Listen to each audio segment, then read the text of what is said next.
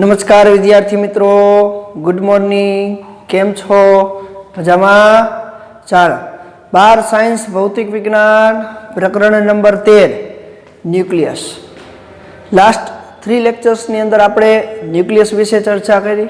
ન્યુક્લિયસનું પરિમાણ, ન્યુક્લિયસનું પરમાણુ દળાંક, ન્યુક્લિયસમાં isotope, આઇસોટોન, આઇસોબાર, isomer કઈ રીતે હોય છે એની જોડ વિશે આપણે ચર્ચા કરી.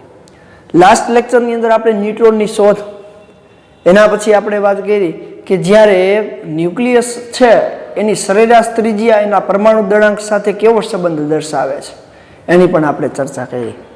હવે આજના લેક્ચરની અંદર લેક્ચર નંબર 4, ચોથા લેક્ચરની અંદર આપણે આજે ન્યુક્લિયસની બંધન ઉર્જા એટલે શું, ન્યુક્લિયસની દળ ક્ષતિ એટલે શું અને ન્યુક્લિયન દીઠ બંધન ઉર્જા કઈ રીતે મળે છે અને એનું મહત્વ અહીંયા ન્યુક્લિયસ માટે શું છે એની આપણે ચર્ચા કરવાની છે.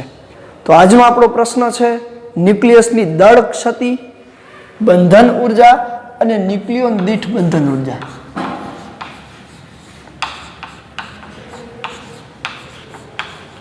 ન્યુક્લિયસની દળ ક્ષતિ. તો પહેલા વાત કરવી છે ન્યુક્લિયસની દળ ક્ષતિ, પછી આપણે વાત કરશું એની બંધન ઉર્જા અને એના પછી આપણે ન્યુક્લિયન દીઠ બંધન ઉર્જા એટલે શું, એ શું કહેવા માંગે છે એની પણ ચર્ચા આપણે કરવાના છીએ. ચાલો, ન્યુક્લિયસની દળ ક્ષતિ એટલે શું? તો અહીંયા આપણે ન્યુક્લિયસની વાત કરીએ તો ન્યુક્લિયસ છે એ એના ઘટક પરમાણુ કણોનો બનેલો છે. ઘટક પરમાણુ કણોનો બનેલો હોવો એટલે શું?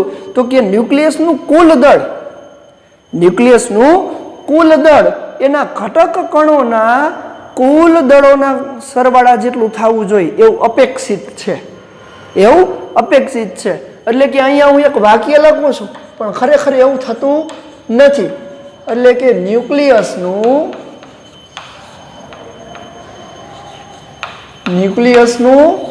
કુલ દળ એ તેમના ઘટક કણોના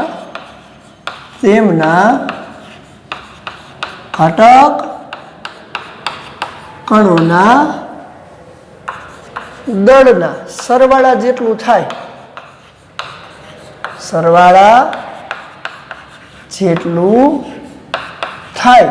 તેવું અપેક્ષિત છે,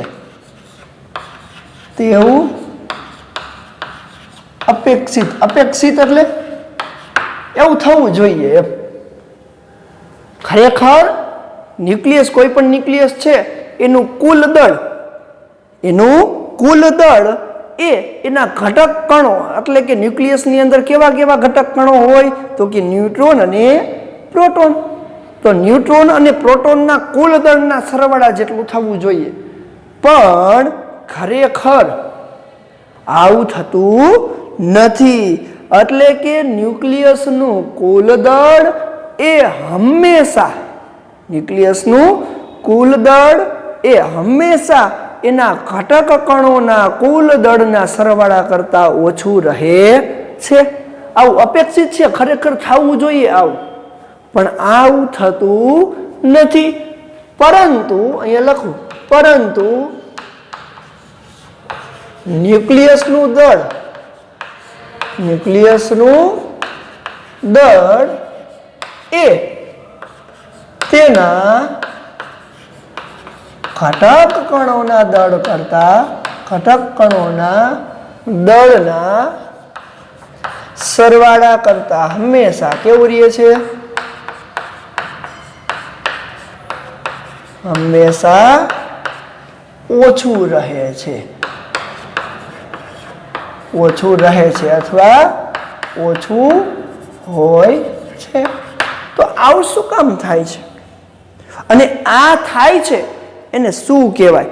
તો કે ન્યુક્લિયસમાં દળ અને તેના ઘટક કણોનો સરવાળાના દળ વચ્ચેનો જે આ તફાવત છે ને એને આપણે શું કહેશું? દળ ક્ષતિ. પણ એક ઉદાહરણ દ્વારા પહેલા એને સમજીએ, એટલે કે જો આ વાક્ય શું કહેવા માંગે છે?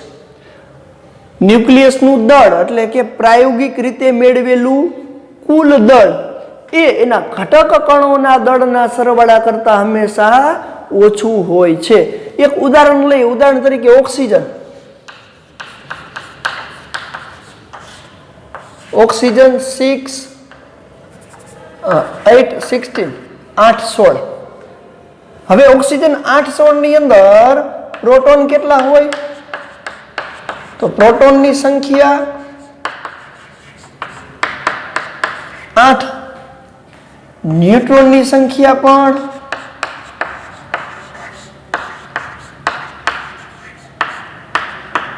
8. કેવી રીતે 8? તો કે 16 - 8 પરમાણુ દળાંક A માઇનસ પરમાણુ ક્રમાંક Z માંથી બાદ કરો એટલે મળે. અને ઇલેક્ટ્રોનની સંખ્યા પણ 8 હોય.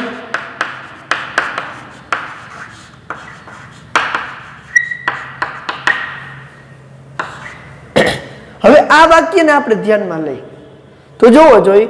ઓક્સિજનના ઘટક કણોનું ન્યુક્લિયસના 2 ઘટક કણો, તો ન્યુક્લિયસમાં ઇલેક્ટ્રોન ન હોય. શું હોય?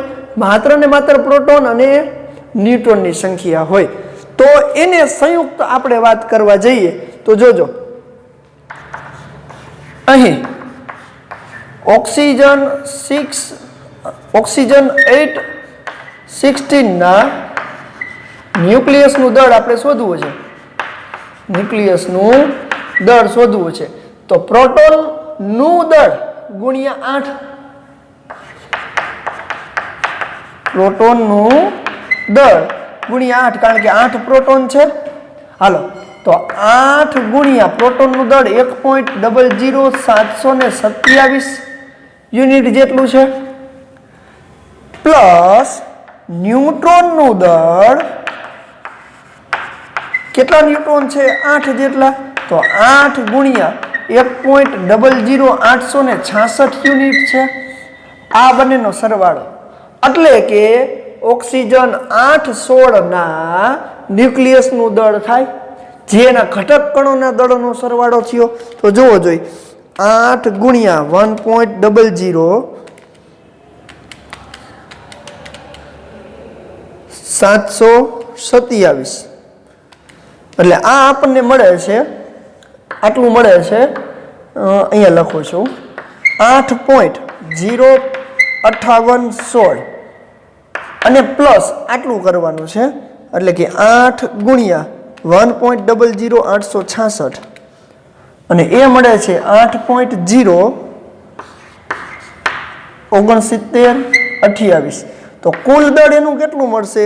તો પ્લસ આટલું કરી નાખો, 8.05816 તો આટલું મળે છે. જોવો જોઈએ, 16.12744 યુનિટ જેટલું. તો આ એનું કેવું દળ મળ્યું જુઓ તો, ઘટક કણોનું દળ મળ્યું. તો ચાલો, ન્યુટ્રોનનું ઘટક કણોનું દળ એટલે આનું સૈદ્ધાંતિક વેલ્યુ કહેવાય. શું કહેવાય? હાલો, સૈદ્ધાંતિક દળ. ઓક્સિજનનું સૈદ્ધાંતિક દળ આટલું મળે છે. પણ માસ સ્પેક્ટ્રોગ્રાફ દ્વારા અથવા તો માસ સ્પેક્ટ્રોમીટર દ્વારા ઓક્સિજનનું દળ છે એ આટલું નથી મળતું. એ તો કંઈક મળે છે 15.99493 જેટલું મળે છે. 15.99493 એટલે કે એના દળ કરતાં ઓછું મળે છે. તો જોવો જોઈએ, ખરેખર સૈદ્ધાંતિક વેલ્યુ કરતાં પ્રાયોગિક વેલ્યુ કેટલી મળે છે? ઓછી મળે છે. જોઈએ આપણે. તો ચાલો, અહીં ઓક્સિજન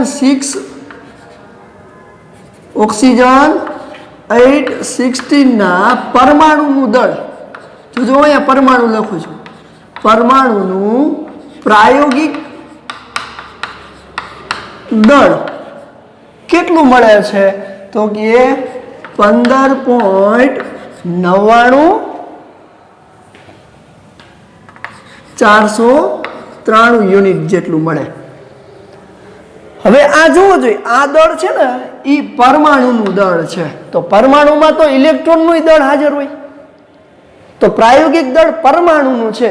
હવે આમાંથી ઇલેક્ટ્રોનનું દળ બાદ કરું એટલે ઇલેક્ટ્રોન ઓક્સિજનમાં કેટલા છે? તો કે ઇલેક્ટ્રોન નું દળ ગુણ્યા 8 ઇલેક્ટ્રોન હોય.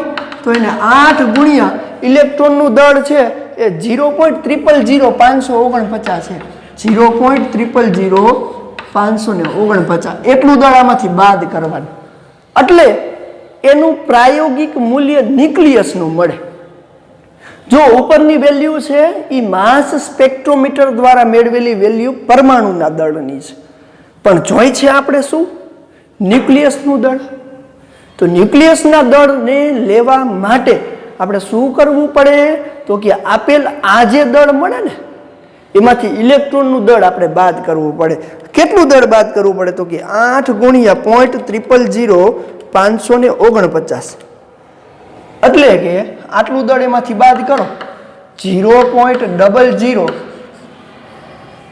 એ 15.99493 માંથી બાદ કરો 15.99493 એટલે આપણને એનું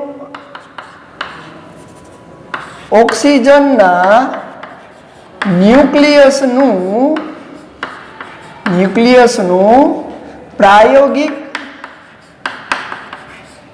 દળ જો આ પરમાણુનું પ્રાયોગિક દળ હતું એમાંથી ઇલેક્ટ્રોનનું દળ બાદ કરીએ તો કેટલું મળે છે 15.99053 યુનિટ જેટલું મળે આ યુનિટ હવે જો ઇલેક્ટ્રોનનું દળ શું કામ બાદ કરવું પડ્યું કારણ કે ઇલેક્ટ્રોન એ પરમાણુનો ભાગ છે ન્યુક્લિયસનો ભાગ નથી તો ન્યુક્લિયસનું દળ જોતું હોય તો ઇલેક્ટ્રોનનું દળ બાદ કરી નાખો તો માત્ર ને માત્ર પ્રોટોન અને ન્યુટ્રોનનું દળ જ મળે જે એક ન્યુક્લિયસ તરીકે વર્તે તો જોવો જોઈએ સૈદ્ધાંતિક કિંમત કેટલી છે 16.12744 યુનિટ અને પ્રાયોગિક કિંમત કેટલી છે 15.99053 યુનિટ તો જોવો જોઈએ તો અહીંયા લખી શકાય કે આથી ઓક્સિજનના દળના ઘટક કણનું દળ ઘટક કણના દળ અને પ્રાયોગિક દળનો તફાવત પ્રાયોગિક દળનો તફાવત હાલો બંને વચ્ચેનો તફાવત કેટલો થશે જોવો જોઈએ ઘટક કણનો દળ કેટલો છે 16.12744 16.12744 માઇનસ 15.99053 અથવા હું અત્યારે 54 કરી નાખું 4 આંકડા લઉં તો શું મળે 16.12744 16.12744 માઇનસ 15.99054 તો આપણને મળે છે બંને વચ્ચેનો દળ તફાવતને હું ડેલ્ટા એમ વડે દર્શાવું તો શું મળે 0.1369 યુનિટ આ દળ તફાવત છે એને દળ ક્ષતિ કહેવાય તો આ જે દળ ક્ષતિ મળી કોની ઓક્સિજનના દળની દળ ક્ષતિ છે દળ ક્ષતિ એટલે શું તો કે ન્યુક્લિયસનું દળ અને ન્યુક્લિયસના ઘટક કણના દળ વચ્ચેના દળ તફાવતને દળ ક્ષતિ તરીકે ઓળખવામાં આવે છે તો પહેલો જ પ્રશ્ન ન્યુક્લિયસની દળ ક્ષતિ એટલે શું તો ન્યુક્લિયસના ઘટક કણના દળનો કુલ સરવાળો અને ન્યુક્લિયસના ઘટક કણના દળનો કુલ સરવાળો અને એના પ્રાયોગિક દળના તફાવતને દળ ક્ષતિ કહે છે તો દળ ક્ષતિ એટલે શું આના ઉપરથી જોવો જોઈએ અહીંયા ઓક્સિજનના દળની દળ ક્ષતિ કેટલી મળી 0.1369 યુનિટ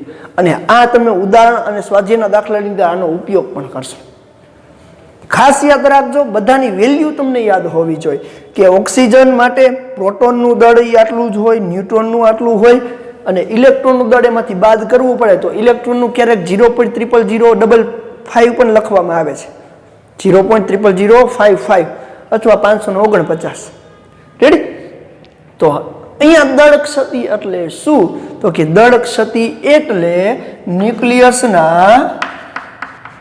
ન્યુક્લિયસના ઘટક કણના દળનો સરવાળો ઘટક કણના દળનો સરવાળો અને તેના પ્રાયોગિક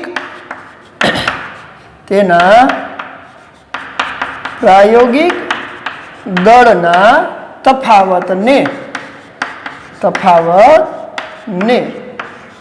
દળ ક્ષતિ કહે છે.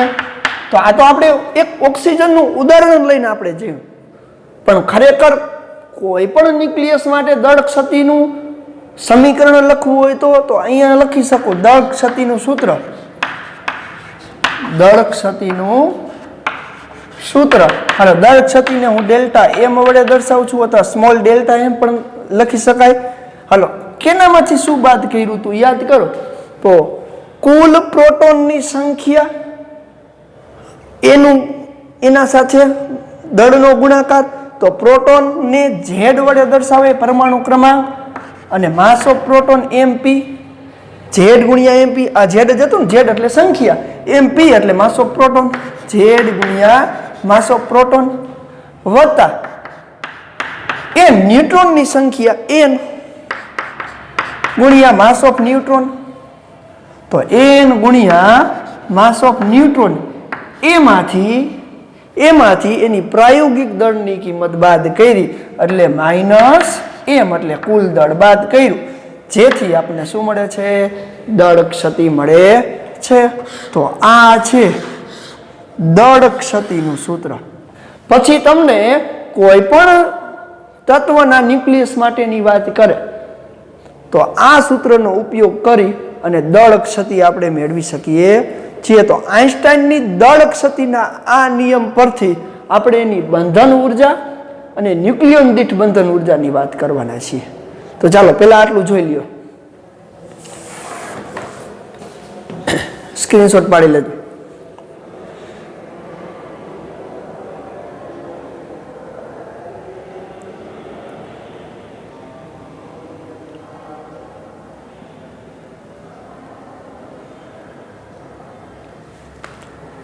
ચાલો, હવે આપણે વાત કરવી છે કે ન્યુક્લિયસની આવી દળ ક્ષતિના કારણે આઈન્સ્ટાઈનની દળ અને ઉર્જા સમતુલ્યના સમીકરણની, જેને આપણે શું કહેશું? બંધન ઉર્જા. શું કહેશું? બંધન ઉર્જા. બંધન એટલે બનાવવું અને એ દરમિયાન વિમુક્ત થતી ઉર્જા એટલે બંધન ઉર્જા.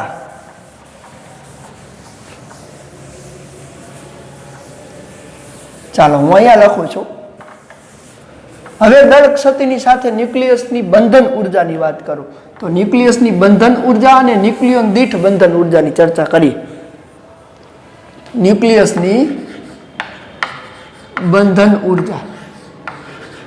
બંધન ઉર્જાને EB વડે દર્શાવાય. હાલો, તો આઈન્સ્ટાઈનનું દળ ઉર્જા સમતુલ્ય સમીકરણ શું છે? અહીંયા લખું છું.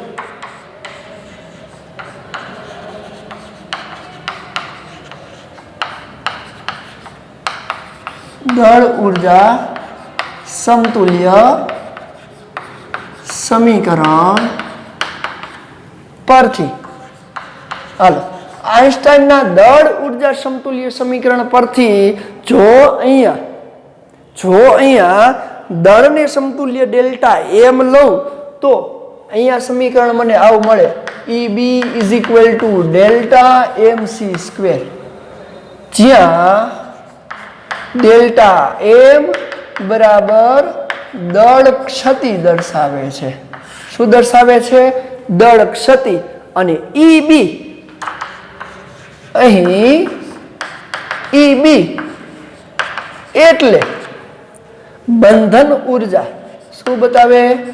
બંધન ઉર્જા. તો પ્રશ્ન એવો થાય કે આ બંધન ઉર્જા EB છે શું? EB છે શું? તો કે પ્રોટોન અને ન્યુટ્રોનને સંયુક્ત રીતે ભેગા કરી અને બનાવવામાં આવતા ન્યુક્લિયસ દ્વારા, કોઈ એક પ્રોટોન અને ન્યુટ્રોનને ભેગા કરી અને એક ન્યુક્લિયસ બનાવતા ઉત્સર્જિત ઉર્જાને એને બંધિત કર્યા. પ્રોટોન અને ન્યુટ્રોનને બંધિત કર્યા. એ બંધિત કરતા જે ઉર્જાનું ઉત્સર્જન થાય છે એ ઉર્જાને એની બંધન ઉર્જા કહે છે. આ એક વ્યાખ્યા થઈ. તો પહેલા હું એની જ વ્યાખ્યા લખું. તો અહીંયા EB એટલે શું? તો કે ન્યુક્લિયસ માટે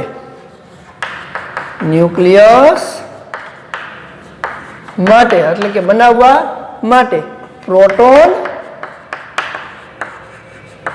અને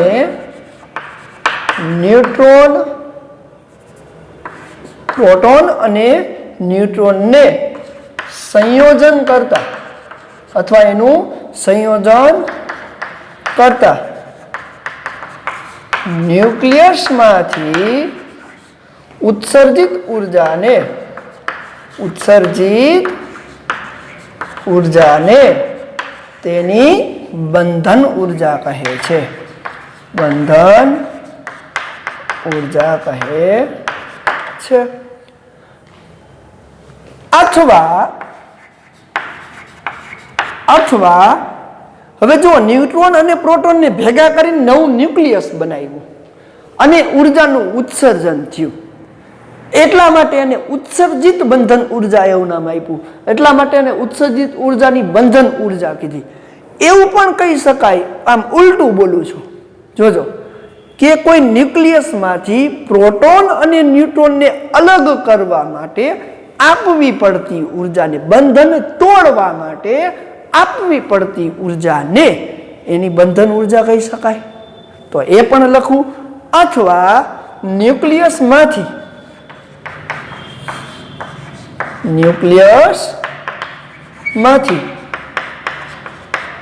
પ્રોટોન અને ન્યુટ્રોનને છૂટા પાડવા આપવી પડતી ઉર્જાને બંધન ઉર્જા કહે છે. તો અહીં બંધન ઉર્જાને EB વડે દર્શાવાય છે. પરંતુ અહીંયા તમે જુઓ કે આ જે પ્રોટોન અને ન્યુટ્રોનનું ઝુમખું છે ને, એને શું કહેવાય? પહેલા તો એની વાત કરવી છે. તો કે એક પ્રોટોન અને એક ન્યુટ્રોનના ઝુમખાને અલગ કરો, એટલે અથવા તો ભેગા કરો, એ દરમિયાન ઉત્સર્જિત ઉર્જા. એવા તો ઘણા બધા પ્રોટોન એક પરમાણુની અંદર, તત્વની અંદર હોઈ શકે, રેડી, ન્યુક્લિયસની અંદર હોઈ શકે.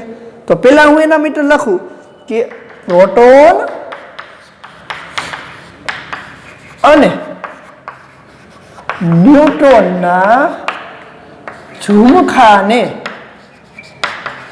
એટલે સંયુક્ત ભેગા હોય એને ન્યુક્લિયોન કહેવાય. શું કહેવાય? ન્યુક્લિયોન કહે છે. તો હવે આપણે એની બંધન ઉર્જા ઉપરથી ન્યુક્લિયોન દીઠ બંધન ઉર્જાની વાત કરવાની છે. કોની વાત કરવાની છે? ન્યુક્લિયોન દીઠ બંધન ઉર્જા. તો જોવો જોઈએ, ન્યુક્લિયસમાં પ્રોટોન અને ન્યુટ્રોનને સંયુક્ત રીતે સંયોજન કરી અથવા તો પ્રોટોન ન્યુટ્રોનને છૂટા કરવા માટે આપવી પડતી ઉર્જા એટલે એની બંધન ઉર્જા. તો હવે તમને સમજાઈ ગયું હોય કે ન્યુક્લિયોન દીઠ બંધન ઉર્જા એટલે શું? ન્યુક્લિયોન દીઠ બંધન ઉર્જા એટલે શું? એકદમ સહેલું છે. તમે તમારામાંથી જ કોઈ એક કહી શકે કે ન્યુક્લિયોન દીઠ બંધન ઉર્જા એટલે શું હોય? તો કે કોઈ પણ ન્યુક્લિયસમાંથી પ્રોટોન અને ન્યુટ્રોનની એક જોડને, એટલે કે આપેલ ન્યુક્લિયસમાંથી એક ન્યુક્લિયોન એટલે પ્રોટોન ન્યુટ્રોનનું ઝુમખું ને દૂર કરવા અથવા ભેગા કરવા આપવી પડતી ઉર્જાને ન્યુક્લિયોન દીઠ બંધન ઉર્જા કહેવાય. જોજો આ બેમાં ફેર શું છે. અહીંયા હું વાત કરું છું ન્યુક્લિયોન દીઠ બંધન ઉર્જા.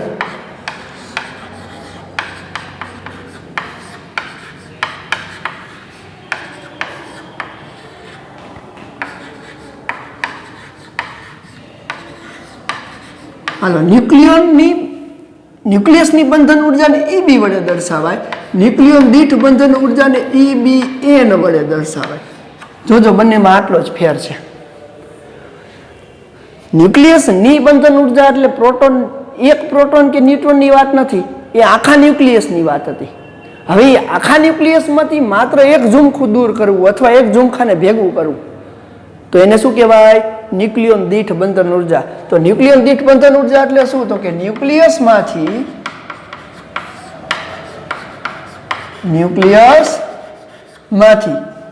એક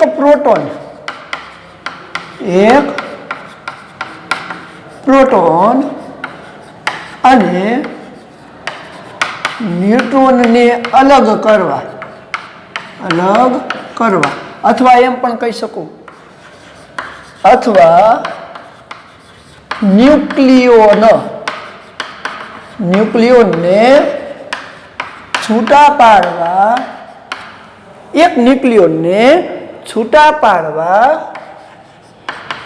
આપવી પડતી ઉર્જાને ન્યુક્લિયોન દીઠ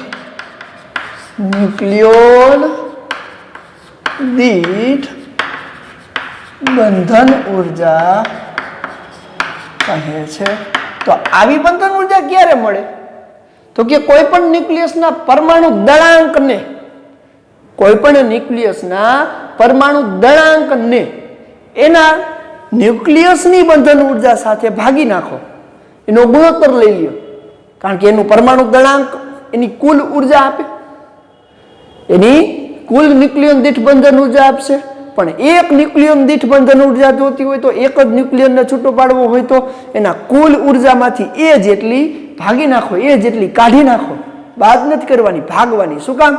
કારણ કે અહીંયા ન્યુક્લિયન દીઠ બંધન ઉર્જાની વાત થાય. તો અથવા એમ પણ કહી શકાય કે ન્યુક્લિયસની બંધન ઉર્જા અને તેના પરમાણુ દળાંકના ગુણોત્તરને ન્યુક્લિયોન દીઠ બંધન ઉર્જા કહે છે. ન્યુક્લિયોન દીઠ બંધન ઉર્જા કહે છે. તો અહીંયા ન્યુક્લિયન દીઠ બંધન ઉર્જાનું સૂત્ર શું બનશે? EBN = EB ના છેદમાં A, જ્યાં A બરાબર જે તે ન્યુક્લિયસનો પરમાણુ દળાંક અને EB એટલે ન્યુક્લિયસની બંધન ઉર્જા. તો આ સૂત્રને આમ પણ લખી શકું, EBN = ΔMc²/A. તો આ આપણને શું આપે છે? ન્યુક્લિયોન દીઠ બંધન ઉર્જા. એટલે કે અલગ અલગ ન્યુક્લિયસમાં એક જોડકું પ્રોટોન અને ન્યુટ્રોનનું ભેગું કરવું અથવા છૂટું. જો ભેગું કરવું હોય તો એટલી ન્યુક્લિયન દીઠ બંધન ઉર્જા મુક્ત થાય, એક જોડકા દીઠ ઉર્જા મુક્ત થાય, તો મુક્ત થતી ન્યુક્લિયન દીઠ બંધન ઉર્જા કહેવાય એને. અને એક જોડકાને અલગ કરવું હોય, પ્રોટોન અને ન્યુટ્રોનના એક જોડકાને અથવા તો એ બંનેમાંથી એક એકને અલગ કરવા હોય, તો એ ન્યુક્લિયસમાંથી એક એકને અલગ કરવા માટે આપવી પડતી ઉર્જાને ન્યુક્લિયન દીઠ બંધન ઉર્જા કહેવાય. તો દળ ક્ષતિ એટલે શું? તો કે દળ ક્ષતિ એટલે કોઈ પણ ન્યુક્લિયસના ઘટક કણના દળ અને તેના સૈદ્ધાંતિકની જગ્યા એટલે પ્રાયોગિક દળ ના તફાવતને દળ ક્ષતિ કહેવાય. દળ ક્ષતિના આઈન્સ્ટાઈનના ઉર્જા દળ સમતુલ્યના સમીકરણ, દળ ઉર્જા સમતુલ્યના સમીકરણ સાથે સરખાવ્યું અને મળતી ઉર્જાને એની બંધન ઉર્જા કહેવાય. બંધન ઉર્જાને બે રીતે લખી શકાય કે ન્યુક્લિયસના બનાવવા માટે પ્રોટોન્સ અને ન્યુટ્રોન્સને સંયોજન કરવા ઉત્સર્જિત થતી ઉર્જાને, અથવા તો પ્રોટોન્સ અને ન્યુટ્રોન્સને છૂટા પાડવા આપવી પડતી ઉર્જાને એની બંધન ઉર્જા કહેવાય. એવી જ રીતે ન્યુક્લિયોન દીઠ બંધન ઉર્જા આપેલ ન્યુક્લિયસમાંથી એક જોડકાને અથવા તો ન્યુક્લિયોનને છૂટું પાડવું અથવા ભેગું કરવું એને આપવી પડતી ઉર્જા કે ઉત્સર્જિત ઉર્જાને એની ન્યુક્લિયોન દીઠ બંધન ઉર્જા તરીકે ઓળખવામાં આવે છે. તો આજનો આપણો આ પ્રશ્ન અલગ અલગ રીતે 2 માર્ક્સની અંદર પૂછવો તો પૂછી શકાય, 3 માર્ક્સની અંદર આખો પૂછવો હોય તો પૂછી શકાય કે ન્યુક્લિયસની દળ ક્ષતિ, બંધન ઉર્જા અને ન્યુક્લિયોન દીઠ બંધન ઉર્જા સમજાવો. એકદમ સરળ પ્રશ્ન છે. ચાલો જોઈ લેજો અને વ્યવસ્થિત લખી લેજો.